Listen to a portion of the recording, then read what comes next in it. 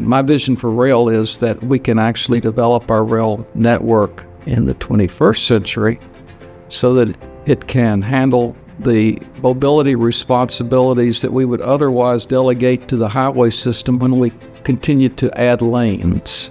Our vision is car competitive, reliable, and frequent passenger rail.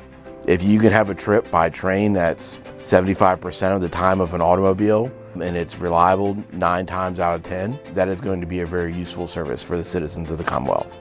What we need to do is expand the service we have. We are on the right track there. Well, the Long Bridge is one of the most significant bottlenecks in the current rail system on the entire East Coast. It's only a 2-lane bridge across the Potomac River, and so all freight and passenger rail coming in and out of Virginia has to cross this bridge. So the project will double the size of Long Bridge, and it will add 2 more lanes, and it will also separate passenger and freight rail traffic. The current corridor for Long Bridge that it operates over dates back to pre-Civil War. It is at 98% capacity. Imagine anything that's at 98%. One little hiccup, one little drop of rain, one little sneeze, and the entire system from the northeast and the southeast, everything going into and out of DC becomes gridlock. And so the additional bridge is doubling the capacity of the corridor, and not only for passenger rail, but also there's going to be a new bike pedestrian bridge. Now you won't only be able to just take a train or drive, you'll actually be able to bike across the Potomac River or go for a lovely walk when the cherry blossoms are out. It's creating a lot more fluidity to a very major congestion point along the East Coast.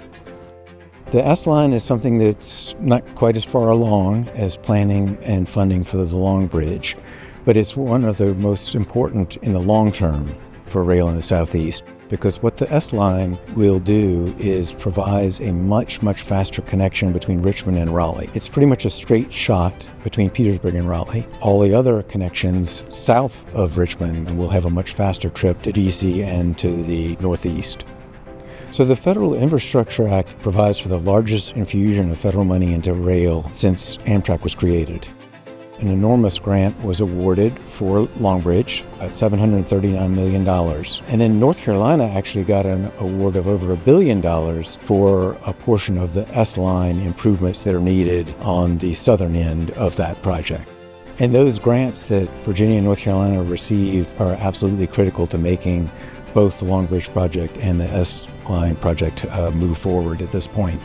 Cities can be reimagined around transit-oriented development, but you have to have the intercity service, then you have to have the local transit service, and then you have to have the street grid planning that enables you to walk or bike or use a short transit ride. That's the transformative power and the vision that I have and that I think most of the folks in the Rail Policy Institute have, because there are a lot of folks that think we can't get the railroads to cooperate with us, so our only option left is to keep building more highways. But we can accomplish all of this without throwing up our hands.